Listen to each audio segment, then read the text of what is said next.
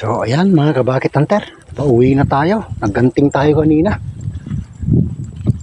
Kaso lang nakalimutan ko kasi yung cellphone ko kanina mga kabakit hunter. Buti alam yung bunso kong anak yung pinaghahantihan ko. Hinatid niya sa akin yung cellphone ko. Yun, nauna na siya. Nandun na siya sa daan. Alam niya kasi mga kabakit hunter na kailangan ko to. Kaya pinunta niya, malapit lang naman dito yung alaga namin na 3 baka saka 2 karabaw. Kaya ayun mga kabakit hunter, ipapakita ko sa inyo yung target natin.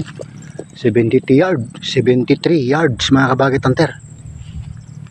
Yun mga kabakit hunter, kung nasaan na? Yun, kung natatanaw yung kahoy na yun. Dito tayo mga kabakit hunter, nagtatago.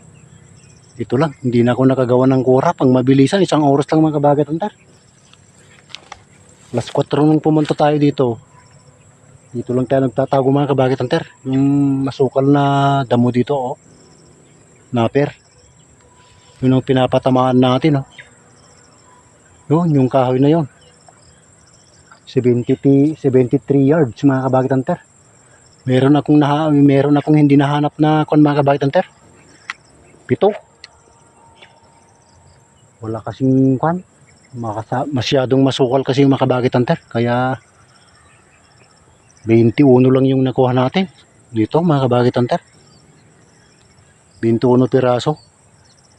Tatlong kwan mga kabakit hunter. 3 spotted dove. 1 alimukon. Puro kwan na mga kabakit hunter. Puro red colored na. Ito yung unit natin mga kabakit hunter, yung dati pa rin. Paborito natin na unit, si Metatron. Pangmalakasan ng Pinas mga kabakit hunter. Gawa ni Sir Ian Montalban from Mindanao mga kabakit hunter. Talagang accurate yung gawa ni Sir Ian. Meron pa tayong tinamaan dito mga kabakit hunter kanina, pero subukan lang natin tignan, baka nandito lang siya. Sayang. Doon yung motor natin mga kabakit hunter, yung dahon, yung kahoy na yun sa puno yan, nandun siya.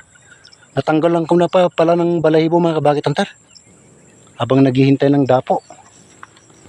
Kahit speaker mga kabakit hunter, hindi ako nakapagdala. Buti dinapuan pa rin tayo. Kaya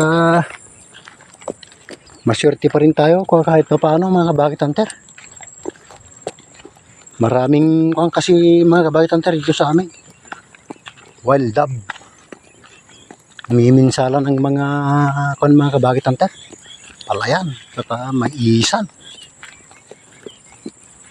Kaya binabawasan ko. Sana mga kabakit hunter, yung mga ibang hunter dito sa Pilipinas, punta sila dito, dumayo sila. Para medyo mabawas-bawasan sana konti yung mga pinsala ng taniman dito sa amin mga kabakit hunter. Wala mga kabakit hunter, yung tinamaan natin dito siguro the please lang. Layo kasi mga kabakit hunter, 73 meters. So ganoon na lang mga kabakit hunter, sa susunod na naman. O sige na mga kabakit hunter, babay na kabakit hunter mga kabakit.